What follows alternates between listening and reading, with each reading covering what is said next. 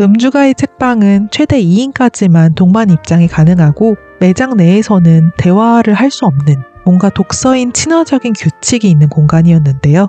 약간은 엄격해 보일 수 있는 입구의 문구와 달리 실내는 굉장히 따뜻한 감성으로 꾸며져 있었어요. 공간에 들어가자마자 제일 먼저 눈을 사로잡았던 건 중앙에서 활발 타오르고 있던 벽난로였는데요. 여기가 1, 2인 위주로 입장을 장려하는 공간이라 그런지 앤틱한 분위기의 벽난로 주변에는 혼자 조용히 앉아서 책을 읽을 수 있는 1인 좌석들이 많았습니다.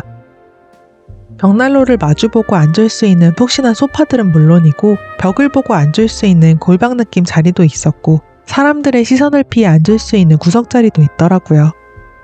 책을 읽는 분위기를 존중하는 북바라 그런지 평범한 바나 카페와 다른 모습으로 자리들이 배치되어 있다는 게 꽤 신선했어요. 그리고 아무래도 북바다 보니까 와인렉에는 와인이 한가득 보관되어 있었는데요. 제가 술알못이어서 그냥 오 와인 많다 이 정도의 감흥이었어요.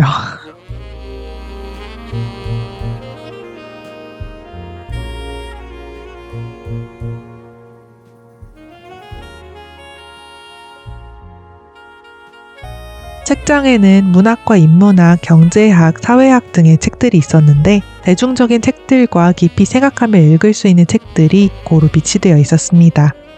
단행본들 뿐만 아니라 잡지나 만화책도 준비되어 있어서 술 한잔 하면서 가볍게 분위기를 내거나 심도 있는 생각에 빠져드는 등 자신만의 방식으로 독서의 시간을 즐길 수 있겠더라고요.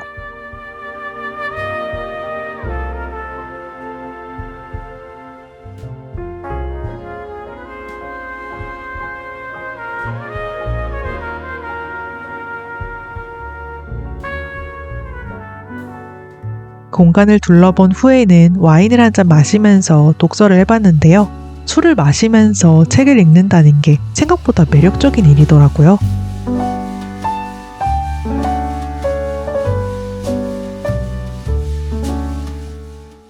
벽난로 앞에 앉아서 와인 한 잔을 두고 책장을 넘기다 보니까 같은 책인데도 뭔가 더 풍성하게 읽히는 느낌? 그런 새로운 느낌이 있더라고요. 그래서 앞으로 북바에도 가끔씩 가게 될 것 같아요. 제가 평소에도 술이랑 별로 안 친해서 바나 펍, 포차 같은 곳을 자주 가지를 않거든요. 그래서 책 관련 공간을 갈 때도 서점이나 북카페 같은 곳은 많이 갔어도 북바를 가볼 생각은 한 번도 해본 적이 없는 것 같아요. 유튜브를 시작하고서 영상에 담으려고 일부러 이곳저곳을 다니다 보니 전에 하지 못했던 새로운 경험들을 하게 되는 것 같아요. 평소 같으면 별로 관심이 없거나 도전해보지 않을 일이었겠지만 영상을 촬영한다는 핑계로 이것저것 시도하다 보니 점점 제 시야도 넓어지게 되는 것 같습니다. 다 영상을 봐주시는 분들이 계신 덕분이겠죠?